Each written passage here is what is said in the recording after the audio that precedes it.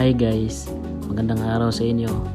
For today's video, ipapakita ko sa inyo ang pag-harvest ng mushroom at pagre-repack.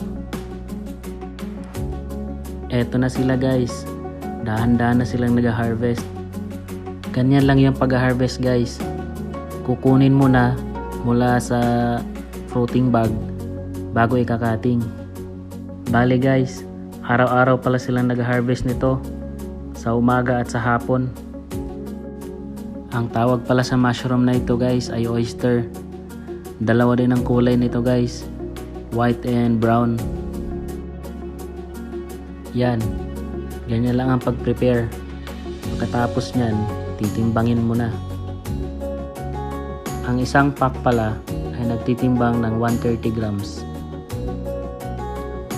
Eto na yung kasunod guys, ang pagre-repack.